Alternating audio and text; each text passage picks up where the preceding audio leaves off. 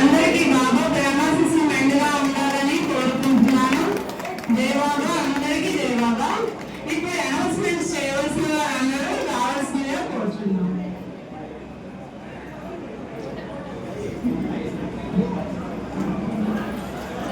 జై బాబా అండి. బిస్కెట్ లో పాల్గొన్న వారందరినీ ఒకసారి వాళ్ళని పరిచయం చేస్తున్నాం. జై బాబా.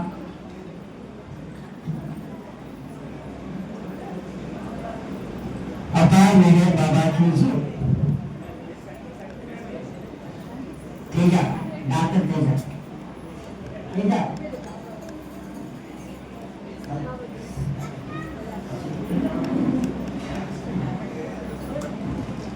అందరికీ జయబాబండి. ఇంక స్కిట్ లో నేను చేసినాము ఇక్కడ పిల్లలేనండి. అయితే పిల్లలు తీసుకునే క్యారెక్టర్స్ ఏంటంటే తిను గాయత్రి, జిరోబియా మిస్త్రి అంటే కోడలుగా వస్తుందా తను రొనాక్ మిస్త్రి అంటే కోడలు అసలైన మండలి సభ్యులు బాబాకి. తర్వాత వాళ్ళు ముగ్గురు వాళ్ళ ఇద్దరు మండలి సభ్యులు. నెక్స్ట్ శ్రీలక్ష్మి, తను రొనాక్ గా ఫ్రెండ్ గా చేస్తుంది ఇందాక ఆనియన్ డైలాగ్ ఆనియన్ స్కిట్ లోనే. నెక్స్ట్ షెరోస్ తిను రొనాక్ మిస్త్రి వాళ్ళ చిన్న అబ్బాయి. షెరోజ్ మిస్త్రి తనే డ్రింక్ స్కిప్ చేసింది. తన పేరు చరిష్మా. స్వప్న మనీగా చేశారు. తర్వాత బాబాగా ఇద్దరు చేశారండి. అంటే ఫస్ట్ స్కిట్ లోని నార్మల్ జనరేషన్ అంటే ఎల్ఎల్ గా ఉన్నప్పుడు చేసింది. తర్వాత కాస్త ఊళ్ళో అయిన తర్వాత చేసింది.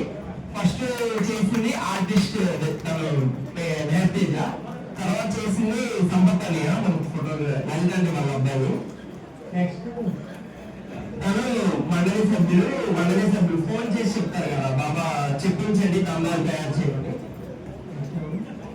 పరమేష్ వీడు రొనాక్ మిస్త్రి వాళ్ళ పెద్ద అబ్బాయి అంటే మెహర్వాన్ మిస్త్రి. వీడు మెహర్వాన్ మిస్త్రి చిన్నప్పుడు నుండి దర్శనంకి వెళ్ళినప్పుడు ఉన్న మెహర్వాన్ మిస్త్రి వీడు. పెద్దగా తను పెళ్లి సమయం వాళ్ళంతా చేస్తారు మండలి సభ్యులు. ఈడిచిగా డాక్టర్ మెహర్ తెలియజేశారు. ఈరోజు మన ఈ 64వ వార్షికోత్సవ ప్రేమిక సహవాస్కి మన శ్రీకాకుళం శాసనసభ్యులు గౌరవ బొండు శంకర్ గారు ఇప్పుడు ఇచ్చేశారు. ఆయనకి వేదిక మీద రావాల్సిందిగా కోరుకున్నారు సార్. బొండు శంకర్ గారు సార్, బొండు శంకర్ గారికి వేదిక మీద రావాల్సిందిగా కోరుకున్నాం.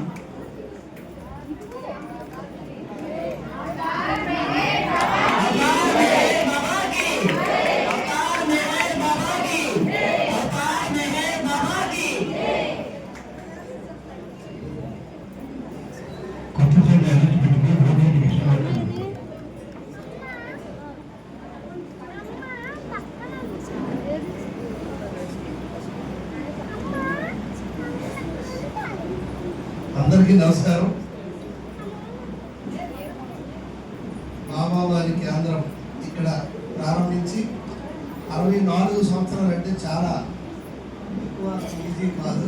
64 సంవత్సరాల నుండి మీరు చేస్తున్న సేవలు ఈరోజు ఆ వార్షికోత్సవం సందర్భంగా నేను ఒక సెంటిమెంట్ ఫీల్ అయ్యాను. లాస్ట్ ఇయర్ రాలేకపోయాను, నాకు చెప్పలేదు మా వాళ్ళు. ఇన్విటేషన్ వచ్చాడు, నాకు ఎందుకు చెప్పలేదని ఫీల్ అయ్యాను. తర్వాత నాకు మొన్న తెలిసింది, అప్పుడు కూడా నన్ను ఇన్వైట్ చేశాను. అయితే ఈ రోజు ఎట్టి పరిస్థితుల్లో వద్దామని బయలుదేరితే పంపోల్లో ఒక ఫ్యామిలీ ముగ్గురు సొసైటీ చేసుకున్నారు. ఇద్దరు చనిపోయారు, ఒకరు బతికారు. ఇప్పుడు ఆ అమ్మాయి దగ్గరికి వెళ్ళి హాస్పిటల్ అంతా చూసుకొని ఈ రోజు నేను మిస్ అయిపోయాను. బాబా నాకు అదృష్టం లేదేమో అని లోపల మదన పడుతున్నాను. లక్కీగా బాబా వారి ఆశీస్సుల వల్ల ఇక్కడికి వచ్చేసాడు. సో చాలా సంతోషం. మీరు గతంలో కూడా నేను 2-3 సార్లు ఇక్కడికి వచ్చాను. మంచి సర్వీసెస్ ఇక్కడ అందరూ చేస్తారు. ఈ కేంద్రం కూడా 64 సంవత్సరాల నుండి మీరు చేయడం అంటే అంత ఈజీ పని కాదు. సో బాబా వారు ఏదైతే ప్రేమ, శాంతి, ఈ ఆప్యాయతలు ఇవన్నీ పంచి పెట్టారో అవన్నీ మనం కొనసాగించాలి. అప్పుడే మనం ఆనందమైనటువంటి జీవితం, మంచి ఆరోగ్యకరమైనటువంటి సమాజాన్ని స్థాపించగలుగుతాం. సో బాబావారి ఏవైతే వాక్యాలు ఉన్నాయో అవన్నీ మనం అందరం ఫాలో అయ్యి మరింత మందికి మనం ముందు ఇది స్ప్రెడ్ చేయాలని మిమ్మల్ని అందరినీ కోరుకుంటూ, అందులో నేను కూడా భాగస్వామ్యం అవుతానని నా వంతు సహాయ సహకారాలు అందిస్తానని తెలియజేసుకుంటూ అందరూ సెలవు తీసుకుంటున్నాను. నమస్కారం. జై బాబా. నిజానికి మన ఎమ్మెల్యే గారికి ఆ పూర్వజన్మ స్ఫూర్తం ఏమో తెలియదు, కానీ నిజంగా నేను సేవా కార్యక్రమాలు ఎటువంటి చేసేవారు మన అందరికీ చెప్పేది తెలిసినవి. ఈ కరోనా సమయంలో కూడా కొన్ని వేల మందికి ఉచితంగా భోజనాలు ఏర్పాట్లన్నీ చేసి ఎంతో సేవా కార్యక్రమాలు చేశారు. తర్వాత ఇంకా ఆధ్యాత్మికంగా యోగా క్లాసులో అవన్నీ కూడా ఈ యోగా కూడా మంచి అభ్యాసం ఉంది. ఆధ్యాత్మికంగా మంచి అనుభవం ఉండబట్టే బాబా టైం దాటిపోయినా సరే మా ప్రోగ్రాం 1 గంట క్లోజ్ అవ్వాలి, కానీ 1 గంట దాటిన దగ్గర మేము ప్రోగ్రాం కంటిన్యూ చేస్తూ మీకోసం ఎదురు చూస్తున్నాం. 10 గంటలకి మీరు వస్తారని ఎక్స్పెక్ట్ చేసాం. 10 గంటల నుంచి అలాగైనా బాబా అవకాశం మీకు ఇచ్చారు కనుక ఒక పూర్వజన్మ స్ఫూర్తి ఉంటేనే కానీ అవకాశం రాదు. అది బాబా మీ ఎందుకు ప్రేమ ఆ కటాక్షం ఇచ్చి నిజంగా ఇవాళ ఉపన్యాసం మీరు వినలేదు. ఆధ్యాత్మికతలో రాజకీయం గురించి చక్కటి విషయాలు చెప్పాను. రాజకీయం ఒక భౌతికంగా అదే కాకుండా ఆధ్యాత్మికంగా సేవా దృక్పథంతో చేస్తే ఆ ఆధ్యాత్మికమైన ఆ వ్యక్తికి ఎంత ఉన్నతమైన జరుగుతున్నటువంటి ఇప్పుడే మీరు స్పీచ్ విన్నారు, 1 గంట సేపు చెప్పారైనా. అందులో ఆధ్యాత్మికతలో రాజకీయ నాయకుల స్థితి ఎలా ఉంటుంది, ఈ భౌతిక వ్యామోహాలు కాకుండా సేవా దృక్పథంతో 10 మందికి ఉపయోగపడే విధంగా చేసేటువంటి నిజమైనటువంటి సేవే ఆధ్యాత్మికంలో రాజకీయ నాయకుడు ఉన్నటువంటి మొదటి లక్షణాలు చెప్పారు. అటువంటి లక్షణాలు మీకు ఉన్నాయి కనుక బాబా మిమ్మల్ని ఆదరించి ఆహ్వానించాలని హృదయపూర్వకంగా అభిమానిస్తున్నాను. తర్వాత ఇంకా మా సెక్రటరీ గారు 2 నిమిషాలు మాట్లాడి సార్ మా ఆహ్వానాన్ని మన్నించి మీరు ఎందుకంటే ఇక్కడ రావాలంటే ఆయన ఇచ్చేయంటే మీరు ఇక్కడ రాలేరు అంటే బాగా మీకు ఇప్పుడు అవకాశం ఇచ్చారండి. మేము ప్రతిసారి స్వయంగా మా అధ్యక్షుడు గారు నేను వచ్చి మిమ్మల్ని కలిసాము, మీరు మర్చిపోయారేమో బహుశా. మిమ్మల్ని మీరందరూ స్వయంగా వచ్చి కలిసి మిమ్మల్ని ఆహ్వానించాము. అయితే ఆయన ఇచ్చేయంటే మీరు అడుగుతున్నటువంటి అంత ఈజీ కాదు సార్. కాబట్టి బాబా ఈ రోజు మీకు ఇక్కడ ఆయన దర్శనం చేసుకునే అవకాశం ఈ రోజు ఇచ్చి ఈ క్షణంలో మీకు మంచి అవకాశం బాబా ఇచ్చారు. కాబట్టి మా కేంద్రం తరఫున ఈ ఫోటోని బాబానే అందిస్తున్నాం, ఫోటో కాదని బాబాని అందిస్తున్నాం. కాబట్టి దయచేసి